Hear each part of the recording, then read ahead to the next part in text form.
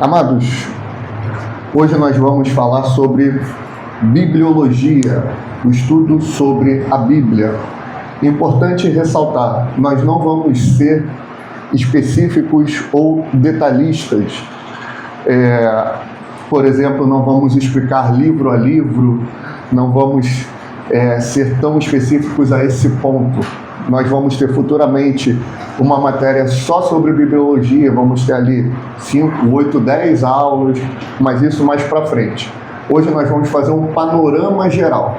O que é um panorama geral? E vamos fazer isso com todas as matérias que vamos ver daqui para frente. Panorama geral, nós vamos pegar esse assunto e vamos esmiuçá-lo para entender o seu fundamento, a sua base e a sua importância. Se os amados tiverem pergunta, anotem no seu papel, que no final, se nós tivermos tempo hábil, nós vamos abrir para pergunta, senão, após o culto, eu estou aqui para responder todas. Na verdade, eu não sei se eu vou conseguir responder todas, não. Você pode perguntar todas, responder, eu não garanto, amém? Mas você pode trazer sua pergunta até mim, caso não dê tempo de fazê-la no final da aula. Hoje nós vamos falar sobre a bibliologia e vamos tratar sobre a revelação, a inspiração, a inerrância e a autoridade das Escrituras. Por que a gente começa uma escola bíblica ou algumas aulas, um conjunto de aulas, a nossa apostila, sobre a Bíblia? Porque a Bíblia, ela é a base de tudo o que nós cremos, ou seja, tudo depende do que está escrito na Bíblia. Se a Bíblia ela não é a palavra de Deus, a nossa fé desmorona, a nossa fé acabou. Se a Bíblia contém erros, nós não podemos confiar nela. Se a Bíblia ela não é autoritativa, não temos base para crer ou para viver. Nada mais faria sentido se a Bíblia não fosse a palavra de Deus. Tudo é pela palavra que é revelada nas Escrituras. E por que isso é importante ficar fixado na nossa mente? Porque nós vivemos em tempos de relativismo. Cada um tem a sua verdade, não é? Como costumam dizer, eu tenho a minha verdade, eu tenho o meu modo de enxergar o mundo, e isso é muito perigoso. Você vai conversar com uma pessoa que acha que tem que ter 90 esposas, que acha que abortar está tudo certo, que acha que os pensamentos, eles são relativos, isso é perigoso, porque cada um vai pensar conforme o seu próprio ego. E a gente viu na aula da semana passada sobre o discipulado, que o discipulado é justamente matar o ego. É por isso que a aula de discipulado vem antes de bibliologia, porque para se render a Bíblia, nós temos que entender o custo do discipulado, nós temos que nos entregar por inteiro. Bom, a Bíblia, então, ela vai estabelecer que existe apenas uma verdade, existe apenas um caminho, que é a própria palavra. Não dá para seguirmos com essa crença de eu tenho a minha verdade. Pelo contrário, a verdade, ela é uma só, que é a própria palavra de Deus. Enganoso é o coração, disse Jeremias, e perverso mais do que todas as coisas, quem o conhecerá? Por isso precisamos de revelação objetiva, clara, externa e divina. E essa revelação é a Bíblia. Então, falando do primeiro ponto, o ponto da revelação, nós vamos dividir em duas partes. Revelação, quando a gente fala isso num contexto meio pentecostal, assembleano, a gente acha que a nossa vida toda vai ser revelada, ou supostamente vai ser revelada, vão revelar o nosso CPF, vão fazer aquelas loucuras todas que vemos por aí. Não é isso que quer dizer a revelação. A revelação na Bíblia é Deus se fazendo conhecer. A primeira revelação, nós vamos separar só em duas, mas elas têm várias subpartições. A primeira revelação é a revelação geral. É onde Deus se revela para a humanidade através da criação e da consciência. Salmo 19, verso 1, diz assim: os céus proclamam a glória de Deus e o firmamento anuncia as obras das suas mãos. Romanos 1, 19 e 20 diz: porque os atributos invisíveis de Deus, assim o seu eterno poder, como também a sua própria divindade, claramente se reconhecem desde o princípio do mundo, sendo percebido por meio das coisas que foram criadas. Tais homens são, por isso, indesculpáveis. O que Paulo e o salmista está tratando aqui? Que através da natureza, através da criação, é possível conhecer Deus. Conhecer em que sentido? Saber que existe uma mente por trás da criação. É aquela lógica que alguns trazem do relojoeiro. Se existe o relógio, é porque alguém configurou esse relógio, logo existe o relojoeiro. Se existe a criação, logo existe o Criador. Então Deus, ele se faz conhecer através da revelação geral. Porém, a revelação geral, ela é limitada, porque ela não tem o poder de salvar. Ela tem o poder de revelar que existe um Deus. Por isso nós precisamos da revelação especial, que é o segundo grupo dessas revelações. Na revelação especial, nós vamos ter a Bíblia revelando quem é esse Deus por trás da criação. Na Bíblia a gente vai ter as próprias aparições de Jesus. No Novo Testamento ela é o Verbo encarnado, ela é mais clara. No Antigo Testamento tem as teofanias. A gente vai ter os profetas, o próprio Cristo, tudo os evangelhos explicando quem é esse Deus. Por isso a importância de conhecê-lo, por isso a importância de ter a Bíblia como um padrão, porque ela revela quem é esse Deus. E a Bíblia, ela vai trazer justamente esse ponto. Essa ideia que no seminário nós chamamos de epistemologia. O que é essa palavra difícil? Epistemologia é saber o que está por trás, saber o porquê aquilo é dessa forma. No nosso caso, quem é esse Deus que criou tudo? O que é a vida? Tem até um memezinho, né, do filósofo lá falando o que é a vida. O que é a criação? Tudo isso são perguntas que nós queremos saber definições, queremos saber a origem, de onde veio. E a Bíblia, ela vai nos dar essas respostas. 2 Timóteo 3, 16, 17 diz: toda a escritura é inspirada por Deus e útil para o ensino, para a repreensão, para a correção, para a educação, na justiça, a fim de que o homem de Deus seja perfeito e perfeitamente habilitado para toda a boa obra. Segundo ponto é a inspiração, ou seja, Deus falou através de homens. Qual é a definição de inspiração? A inspiração é um processo sobrenatural pelo qual o Espírito Santo supervisionou os autores humanos para que escrevessem sem erro exatamente o que Deus queria comunicar, preservando seus estilos, personalidades e contextos históricos. Ou seja, Deus, ele inspirou homens para escrever o Santo Livro. Amém? Isso não quer dizer que ele possuiu. Uma coisa é inspiração, tá? Outra coisa é a possessão demoníaca, por exemplo. Na possessão demoníaca, o que acontece? As pessoas perdem as suas faculdades mentais. As pessoas, elas não conseguem ter controle sobre o que vão falar, sobre o que vão pensar, sobre como vão agir. Já teve casos, né, de gente endemoniada que deu com a cabeça na parede. E no final ela ficou até de boa. Por quê? Ela estava possuída. O Espírito Santo, ele não faz isso. Ele inspirou esses homens. Ou seja, tudo que aqueles homens falaram foi preservando o seu estilo. O que eu quero dizer com isso? Quando você lê Romanos, você vai ver que tem uma diferença de como Pedro se expressa. Você vê que Paulo é um pouco mais erudito. Você vê que Paulo, ele é um pouco mais sistemático. Você vê que Paulo, ele usa muitas referências.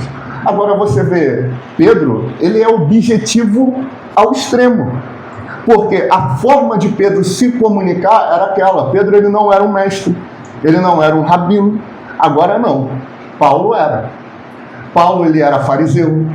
Paulo, ele era rabino. Então, na hora dele explicar Romanos, Coríntios, Tito, Timóteo, você vai ver ele sendo mais detalhista. Você vai ver nos evangelhos sinóticos, Mateus, Marcos e Lucas. O que é evangelho sinótico? São semelhantes, são parecidos. Você vai ver que Lucas, misericórdia, o que aquele homem é detalhista não está escrito. Agora você vê Marcos, é isso aí, irmão. Jesus foi, fez, aconteceu, fez assim, assim, sabe? Cada um escreveu no seu estilo. Deus, ele preservou isso, não foi mecânico. 2 Pedro 1:20, 21 diz: sabendo primeiramente isto, que nenhuma profecia da Escritura provém de particular elucidação ou interpretação, porque nunca, jamais qualquer profecia foi dada por vontade humana. Entretanto, homens santos falaram da parte de Deus, movidos pelo Espírito Santo. Essa palavra movidos em grego, ela é phero, P-H-E-R-O, que significa carregado, conduzido, ou seja, o Espírito Santo os conduziu para que eles comunicassem aquilo que Deus queria comunicar. A extensão da inspiração, ela é importante para nós entendermos o porquê que a Bíblia, como vamos falar já já, ela é inerrante e ela é autoridade. Toda a Escritura é inspirada. Nós precisamos entender isso como povo de Deus, como igreja do Senhor. O que isso quer dizer, então? Que aquelas partes que a gente não gosta muito também é inspirado.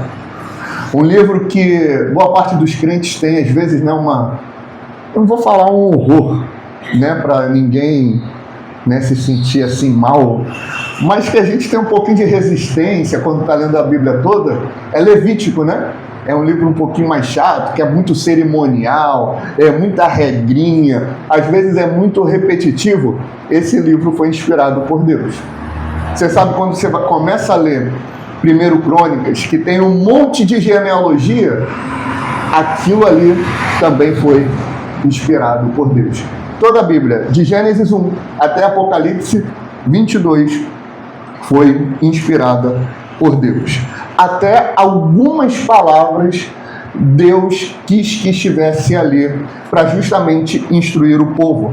Jesus fala isso em Mateus 5,18: nenhum i ou um tio jamais passará da lei. O que está na Bíblia é o que Deus quis comunicar. Paulo afirma que suas palavras não são humanas, mas são ensinadas pelo Espírito. 1 Coríntios 2:13. Isso não vai anular a personalidade dos autores, mas garante que o texto final que está escrito na Bíblia é exatamente o que Deus quis dizer. Terceiro ponto: a Bíblia é inerrante, ou seja, não contém erros. Vamos definir. A inerrância significa que a Bíblia, nos manuscritos originais, não contém erros em tudo o que ela afirma. Isso não significa, presta bem atenção nisso, isso não significa que toda a linguagem é literal. A gente precisa respeitar a linguagem de cada livro da Bíblia. Por exemplo, Gênesis, Êxodo, Levítico, Números, Deuteronômio é um livro da lei.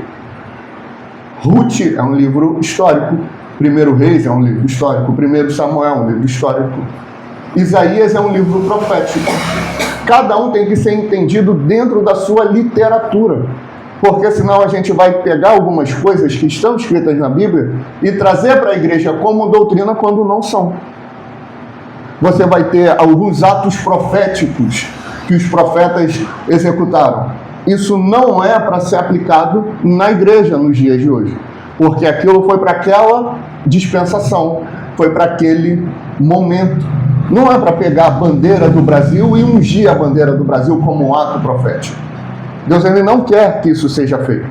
Isso foi para aquele momento da Escritura. E ponto. E finaliza. Entende? Então, não é tudo literalmente que tem que ser aplicado. Tudo tem que ser entendido dentro do seu contexto. Muitas heresias surgem. Tem pastor que traz heresia de maldade mesmo, para enganar o povo, para tomar dinheiro do povo e por aí vai. Agora tem outros que é uma simples má interpretação de algum texto que se tira do seu contexto e aí cria doutrinas satânicas. Toda citação, isso também não significa que toda citação do Antigo Testamento no Novo Testamento é palavra por palavra. Você percebe, às vezes eu estou pregando, eu falo, olha, lá em Jeremias diz isso, isso, isso. Não está exatamente dessa forma, mas a essência daquele versículo eu consegui comunicar. Jesus, por diversas vezes, faz isso. Ele cita algum versículo, algum texto do Antigo Testamento, mas ele não necessariamente está palavra por palavra. Ou seja, a essência do que ele quis comunicar, ele conseguiu fazê-lo. Terceiro, isso não significa que não há fenomenologia. O que é fenomenologia? É o ser humano, o homem e a mulher, explicar aquilo que ele está vendo a partir da sua perspectiva. Por exemplo, se eu falar que o sol se levantou hoje, eu estou errado? Não. Aí eu pergunto para vocês, o sol se levanta? Lá na gravidade, ele nem se mexe. Quem se mexe não é a Terra. Mas quando eu falo que o sol se levanta, eu estou explicando a partir do meu ponto de vista. Por exemplo, Josué faz uma oração. Sol, detente em Gibeon. Lua, detenha-te no vale de Ajalon. Quando ele está fazendo essa oração, o que ele está comunicando? Que o tempo precisa ser parado para acontecer o que tinha que acontecer ali naquele momento. A oração dele, o que ele comunicou, a forma como ele comunicou talvez estivesse errada, mas a essência do que ele quis comunicar era para parar o tempo, porque no ponto de vista dele, o que estava se mexendo era o sol, era a lua, e aconteceu conforme ele orou. Deus atendeu a oração dele. A Bíblia ela não está preocupada em ser detalhista e exata em questões naturais, em questões da criação, em questões da composição do ser humano, em questões geográficas. A preocupação da Bíblia e a exatidão dela é revelar quem Deus é. Então, quando afirmamos que a Bíblia ela é inerrante, é naquilo que ela se propõe a ensinar, é naquilo que ela se propõe a revelar. Ela não se propõe a ser um livro geográfico, anatômico, ela não se propõe a se revelar como um livro histórico, ela é a palavra de Deus e revela a Deus. Amém? É isso que a Bíblia se propõe a revelar. E qual é o fundamento para entendermos com fé que ela é inerrante? Primeiro, Deus ele não pode mentir. Tito 1:2 diz, em esperança da vida eterna, a qual Deus, que não pode mentir, prometeu antes dos tempos dos séculos. Hebreus 6:18, para que por duas coisas imutáveis, nas quais é impossível que Deus minta, tenhamos a firme consolação, nós, os que pomos o nosso refúgio em reter a esperança proposta. Segundo ponto, do porquê cremos que a Bíblia é inerrante. João 17:17, a palavra de Deus é verdade. Santifica-os na tua verdade, a tua palavra é a verdade. Salmo 119, verso 160, a tua palavra é a verdade desde o princípio, e cada um dos juízos da tua justiça dura para sempre. Terceiro ponto do porquê cremos que a Bíblia é inerrante. Jesus confiou plenamente nas Escrituras. Mateus 4:4, ele, porém, se referindo a Jesus, respondendo, disse, está escrito, nem só de pão viverá o homem, mas de toda a palavra que sai da boca de Deus. E João 10:35, parte B, Jesus afirma, e a Escritura não pode ser anulada. Logo, se a Bíblia, como falamos no início, se a Bíblia contém erros, como confiar nela para a salvação? Se ela erra em alguma coisa no sentido de expor a pessoa de Deus, nós estamos completamente desesperançados, completamente perdidos. Só que tem algumas objeções que aparecem. Essas objeções geralmente giram em torno de uma afirmação. Há contradições na Bíblia. Essas aparentes contradições, nós não vamos trabalhar uma por uma hoje, mas elas geralmente se resolvem com uma melhor compreensão do contexto histórico, do reconhecimento de gêneros literários diferentes e da harmonização legítima de relatos complementares. Eu vou dar um exemplo para vocês. Tem um fato histórico que ele é relatado por mais de um evangelista, lá em Mateus, Marcos e Lucas. Em um deles, vai dizer que Jesus, entrando em Jericó, ele curou lá o cego. No outro, vai dizer que Jesus, saindo de Jericó, ele curou. Aí, a ateusada, né? Eles falam que são ateus, eu chamo eles de à toa, né? Então aí, para quê? Se Deus não existe, qual o sentido da vida deles, né? Mas os ateus vão pegar textos como esse e vão falar, tá vendo? Está em contradição. Ainda que os autores tivessem errado a questão geográfica das cidades, o que isso muda no sentido do relato? Absolutamente nada. Pode ter sido um equívoco. A gente precisa levar em consideração que eles não escreveram aquilo na mais santa paz. Eles estavam indo para um lado para o outro, viajando, fazendo, acontecendo. Mas amém. Isso já seria suficiente. Porém, existia a antiga Jericó e existia a nova Jericó.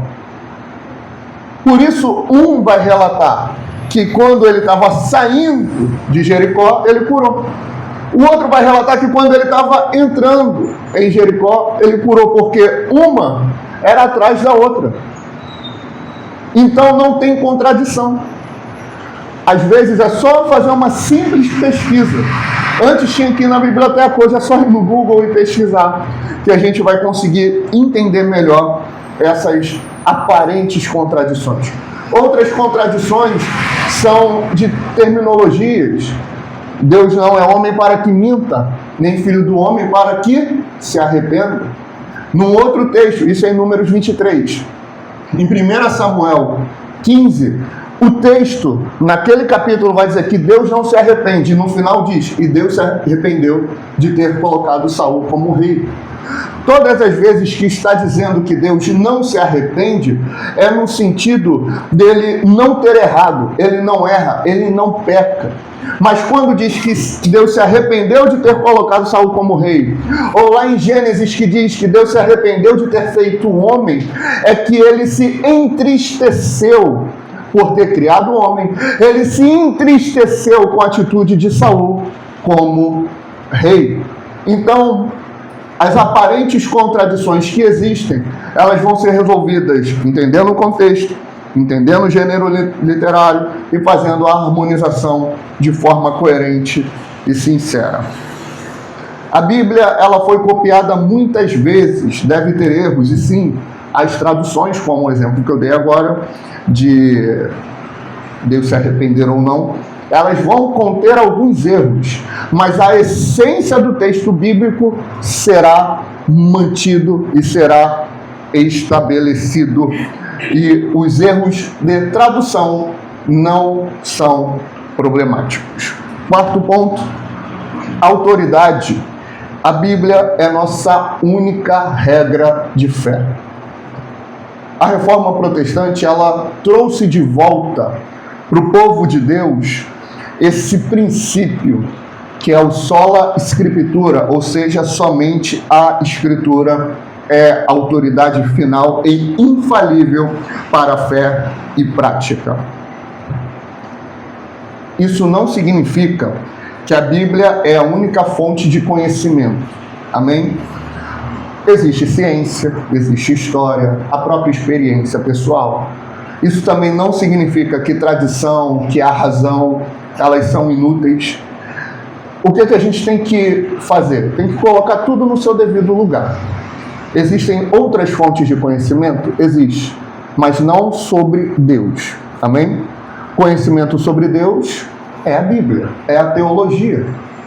E nos séculos passados teve alguém que disse que a teologia é a mãe de todas as ciências. A história está subordinada à teologia, a ciência está subordinada à teologia, a experiência, a geografia, está tudo subordinado a ela.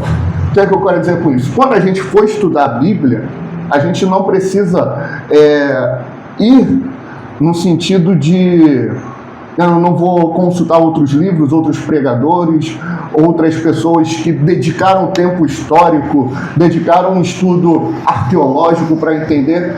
Não tem problema, desde que a Bíblia sempre tenha primazia, desde que a Bíblia sempre seja prioridade. Isaías 8:20 afirma: a lei e ao testemunho, se eles não falarem desta maneira, jamais verão a alva. A Bíblia sempre tem que ser autoridade. Provérbios 30, versículos 5 e 6. Toda a palavra de Deus é pura. Ele é escudo para os que nele confiam. Nada acrescentes às suas palavras, para que não te repreenda e sejas achado mentiroso. A Bíblia, ela é suficiente, por isso que ela é autoridade. Ou seja, ela contém tudo o que nós precisamos para conhecer a Deus. Ela contém tudo para sermos salvos. E ela contém tudo o que precisamos para viver de forma piedosa, buscando a Deus. Ou seja, não precisamos de novas revelações sobre quem é Deus. Não precisamos de um profeta chegando com uma novidade, com uma coisa diferente, uma perspectiva diferente sobre a pessoa de Deus. Não. Deus é o que a Bíblia diz que Ele é, e ponto. Tradições humanas e magistérios infalíveis, como, por exemplo, o catolicismo romano traz. A lei do Senhor é perfeita e restaura a alma. O testemunho do Senhor é fiel e dá sabedoria aos simples. Salmo 19, verso 7. A lei é perfeita. Ela é tudo o que o ser humano precisa. Está na Bíblia, está na palavra de Deus. Agora, isso também não significa que a Bíblia vai responder todas as perguntas, né? Porque tem gente que acha que a Bíblia serve para isso aqui. Eu preciso saber se eu posso aceitar aquele emprego ou não. Levantando-se, pois, Davi pela manhã, veio a palavra do Senhor ao profeta Gade, vidente de Davi, dizendo: o que isso me respondeu? Se eu tenho que aceitar aquele emprego ou não. A Bíblia, ela não é mãe de Ná para a gente consultar quando precisa de uma resposta. A Bíblia, ela é para ser lida e estudada todos os dias. A Bíblia não é para a gente chegar e vamos fazer uma consulta aqui. Se é a resposta, tem igreja que faz isso, né? Tem uma que é para saber quem vai pregar, alguma coisa assim, ó. O Alexandre vai pregar hoje. Vamos ver se Deus quer. Aí abre a Bíblia 3 vezes. Se 2 textos forem positivos, é Deus confirmando que Ele quer pregar. Se for 2 negativos, Deus está chateado com ele está reprovado, não pode pregar hoje. Olha a loucura que chega. A Bíblia, ela não é para isso. Ela não vai ter respostas específicas. A Bíblia tem princípios a serem seguidos. Aquele emprego, ele vai me afastar da presença de Deus? Ele vai ser um ambiente onde eu vou ser influenciado negativamente? Eu tenho que pecar para executar o meu trabalho? Ou seja, eu tenho que mentir, eu tenho que roubar para executar o meu trabalho? Certamente não é ali que Deus te quer. Mas eu vou ganhar muito dinheiro, eu vou ficar rico e Deus vai me abençoar. Vai ser um dinheiro maldito. Você pode ficar rico, porque o problema do diabo com o crente não é se ele é rico ou pobre, se ele tem saúde ou não tem saúde. O problema do diabo com o crente é porque ele é salvo e ele está condenado. E ele não quer que a igreja seja salva. Ponto. É isso. Agora, entendendo isso, nós vamos conseguir ler a Bíblia de uma forma um pouco mais clara, detalhada e precisa. A Bíblia é suficientemente clara nas verdades essenciais para a salvação e vida cristã. Isso não significa que é tudo fácil, mas que o essencial é acessível ao crente humilde e dependente do Espírito. Salmo 119, 130. A revelação das tuas palavras esclarece e dá entendimento aos simples. Quinto ponto, chegando ao fim, nós temos o cânon da Bíblia.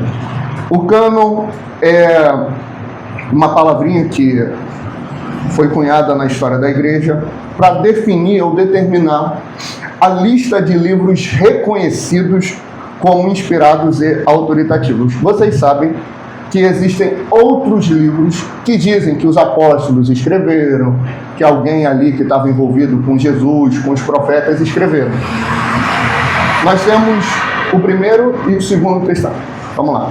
Eu gosto de chamar assim, Primeiro e Segundo Testamento.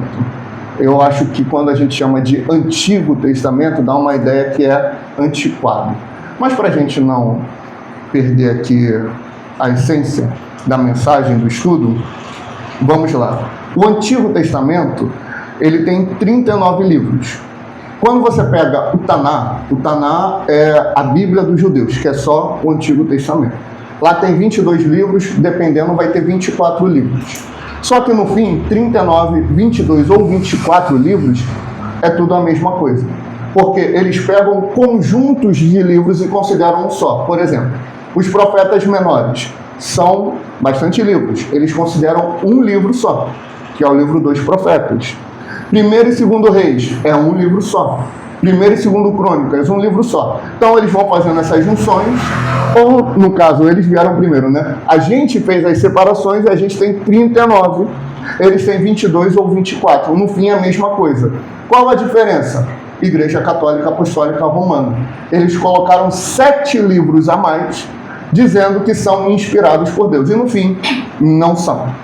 Alguns deles, a maioria deles, tem erros teológicos graves. Inclusive, em Macabeus tem uma oração aos mortos, por exemplo. E isso vai contra o que o Espírito Santo ensinou em toda a história de Israel e da igreja. O que é um livro inspirado, então, do Antigo Testamento? É aquilo que está no Taná, que é a Bíblia dos judeus. E o Novo Testamento?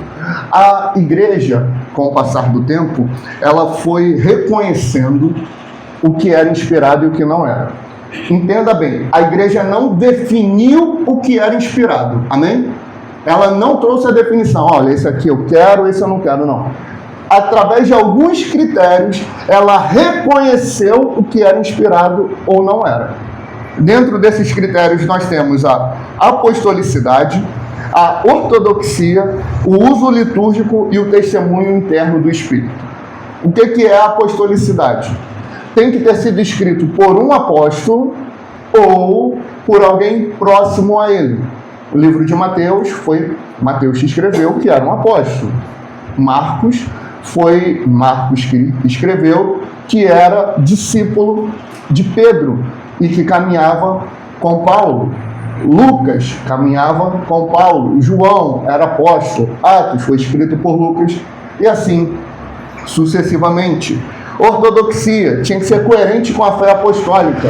Não podia entrar em contradição. É óbvio que não podia entrar em contradição. O que um fala com o que o outro está dizendo. E isso vai mostrar a harmonia do Espírito Santo. E Pedro tratou de alguns problemas, Paulo de outros, Tiago de outros, e no fim todos têm uma harmonia. Por quê? Eles são os escritores. Mas o autor quem é? É o Espírito Santo de Deus. Amém? Uso litúrgico, ou seja, já era aceito pela igreja desde o início. Tudo que era escrito, tudo que foi escrito no primeiro século já era comum. Os 27 livros do Novo Testamento já era comum à igreja ali no início. Evangelhos apócrifos, como o Evangelho de Tomé, por exemplo, foram rejeitados porque eles chegaram tarde demais. Na realidade, provavelmente algumas pessoas relataram algumas situações e botaram o nome de Evangelho de Tomé para que tivesse mais aceitação, mas não necessariamente Tomé escreveu. Amém? Bom, a aplicação prática para a nossa vida. Primeiro, nós temos que ler a Bíblia com reverência. Amados, a Bíblia não é um livro comum. A Bíblia é a palavra de Deus. Então, quando a gente vai ler a Bíblia, a gente tem que entender a preciosidade que tem na Bíblia. É a escritura sagrada. A reverência que os judeus tinham, que talvez isso tenha feito eles se tornarem religiosos, é verdade, mas a gente não pode desprezar o que eles tinham de bom, que era o observar a lei. Nós perdemos esse conceito de observar a palavra de Deus, observar a Bíblia, observar os evangelhos, e se chegar a ele, eu não estou falando que tem que ter todo um ritual, tá? O ritual de purificação para ler a Bíblia, eu tenho que me banhar 3 vezes, eu tenho que fazer isso, tem que ser antes de dormir, tem que ser ao acordar, não estou dizendo isso. Mas nós precisamos ter reverência diante de um livro que tem uma revelação, diante de um livro que é inerrante e diante de um livro que é autoridade, porque ele é inspirado. Temos que chegar diante dele em oração, humildade e expectativa de ouvir Deus falar conosco. Segundo, estude a Bíblia com diligência. Paulo exorta: procura apresentar-te a Deus aprovado como obreiro que não tem do que se envergonhar e que maneje bem a palavra da verdade. 2 Timóteo 2,15. A Bíblia, ela precisa ser estudada. Nós temos um costume no nosso ministério de, no início do ano, encorajar para aqueles que têm dificuldade disciplinar em pegar o plano de leitura para que consiga ler a Bíblia toda durante um ano. É uma regra para ler a Bíblia toda durante um ano? Não. O grande ponto é, por que não conseguimos ler a Bíblia durante um ano? A Bíblia toda, a média são 3 capítulos por dia. Isso não é muita coisa. Se nós formos comparar com as 24 horas que temos disponíveis para viver diariamente. Já teve uma época, né, que seguia a Bíblia, onde a gente congregava, era 2, 3 vezes no ano, né? Era uma coisa assim, sobrenatural. Tinha jovem naquela época que lia 10, 15 capítulos por dia. O teu irmão era assim, por exemplo, né? Era uma coisa que eu olhava, meu Deus do céu, eu consigo aqui 7, 8, 10 na luta, naquela época, né? Agora os tempos mudaram. Por que a gente tem que ter essa observação e ter essa dedicação? Porque é a palavra de Deus, queridos. É a palavra de Deus. Então, se dedique à Bíblia. Estude a Bíblia. Você tem condição? Tenha comentários bíblicos, tenha dicionário bíblico, usa a internet para estudar. Tem mensagem nossa, vai ter os estudos. Tem mensagens de outros pregadores, estudos de outros pregadores. A maioria é ruim, né? Mas ainda tem muitos que são bons. Mergulha, estuda de verdade, esmiuça o texto bíblico. Às vezes é melhor você passar 2, 3 dias estudando um capítulo do que em uma semana tu ler 30. Mas você vai absorver o máximo possível do que aquele capítulo tem para te ensinar. Então estuda a Bíblia. Obedeça a Bíblia com fidelidade. O conhecimento sem obediência é hipocrisia. João 8,31. Se vós permanecerdes na minha palavra, sois verdadeiramente meus discípulos. Defenda a Bíblia com coragem. Vivemos em tempos de relativismo e de apostasia, mas Judas, no versículo 3, ele vai exortar: exortando-vos a batalhardes diligentemente pela fé que uma vez por todas foi entregue aos santos. Quinto, pregue a Bíblia com urgência. Paulo ordena: pregue a palavra insta, quer seja oportuno, quer não. Corrige, repreende, exorta com toda a longanimidade e doutrina. 2 Timóteo 4,2. Então, nós concluímos que a Bíblia não é um amuleto mágico, ela não é um manual de autoajuda. A Bíblia é a palavra viva e eficaz de Deus, conforme Hebreus 4,12 vai ensinar. A Bíblia revela o Messias, revela o Cristo. A Bíblia nos converte, a Bíblia nos santifica e nos equipa para toda a boa obra. A Bíblia tem que ter primazia na nossa vida. Recapitulando, a Bíblia ela é a revelação especial de Deus. A Bíblia ela é autoridade. A Bíblia ela é inerrante. Ela é eficaz na nossa vida. Então, se nós não dermos a ela o devido apreço, você quer ver uma forma de não dar apreço à Bíblia? É quando, que é a maioria das queixas dos pastores, né? Que os membros não vão para a escola bíblica, aí eles começam a fazer um monte de ação, né? Só pode participar do ministério de louvor, ministério não, só pode participar do grupo de louvor se vem para a escola bíblica, só pode fazer isso, só vai para o retiro se vier para a escola bíblica. É meio que uma moeda de troca. Por quê? O povo não entende a importância do que é a Bíblia.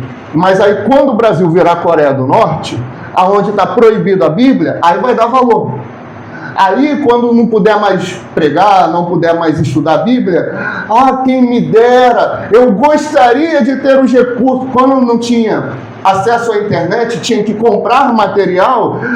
Se eu tivesse condições, eu comprava um comentário. Se eu tivesse condições, eu ia para um seminário, eu faria, aconteceria. Hoje tem aí, a internet. Por que não estuda? Porque não entendeu a importância da Bíblia, coisa que nós entendemos hoje. Sem a Bíblia não temos o Evangelho, sem Evangelho não temos salvação, sem salvação não temos esperança. Seja como os bereanos receberam a palavra com toda avidez, examinando as Escrituras todos os dias para ver se as coisas eram de fato assim. Só a Escritura, somente a Escritura é a nossa autoridade final, que ela reine em nossos corações, igrejas e vidas. Amém. Amém, queridos? Temos 7 minutos. Alguém tem alguma pergunta? Não? Amém. Então, vamos orar e nos preparar para o nosso culto. Senhor, nós te glorificamos, nós te bendizemos, te agradecemos por esse momento e pedimos que a tua graça, que revelou a tua palavra, inunde a nossa vida. Que a tua palavra seja verdade em nós, seja verdade através de nós. Que essa palavra permeie a nossa vida, nos leva através desse estudo a entender a importância da Bíblia para nós. A Bíblia não é um livro comum, é um livro extraordinário. É um livro único e é um livro poderoso para a vida da igreja, para a vida da humanidade. Que essa verdade seja impressa em nós. A Bíblia acima de tudo. Seja conosco, nos abençoa com esse estudo. Assim oramos em nome de Jesus. Amém. E graças a Deus. Amém, irmãos? Em 15 minutos vamos iniciar o nosso culto. Você pode beber água e ir ao banheiro.